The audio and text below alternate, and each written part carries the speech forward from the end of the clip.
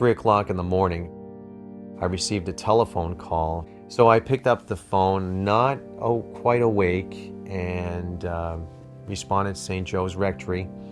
And the gentleman on the other end said that he was a medical examiner from New Hampshire and wanted to know if I was Father McCormack. And I indicated yes, I was. And he asked me if I knew a Father Richard Connors.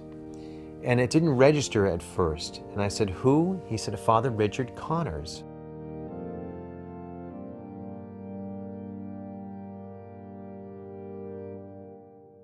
Father, there's some sad news I have to relay to you, and that is Father Connors has died. And I asked him to repeat that because I didn't think I heard him correctly. He said, he died. And I said, oh my, what happened? He said, it looks like he had an apparent heart attack.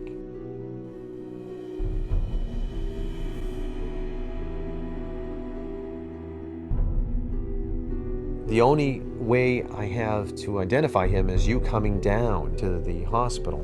I'd like to have you come down here before the family comes down. I said I would be down within the half hour. I hung up and I went across the hall to talk to my pastor.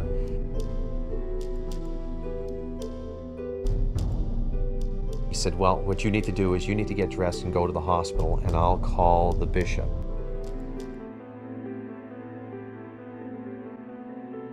When I arrived at the hospital, I met with the medical examiner.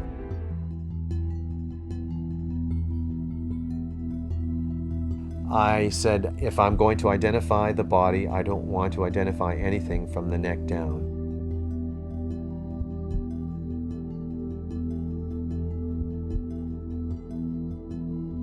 I was very, very upset, very saddened that here was somebody who was my pastor now had died under these very, very bizarre circumstances. And then I had to turn around and offer condolences and prayers to the family.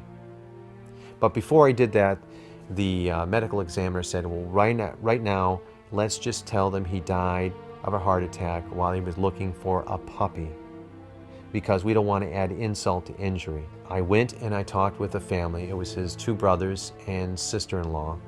And I told them that he had had a heart attack and it was sudden and they could not revive him.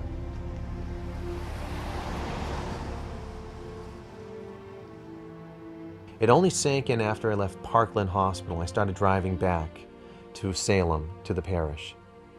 I was like, oh my God. I felt very, very sad, but also I felt nauseated.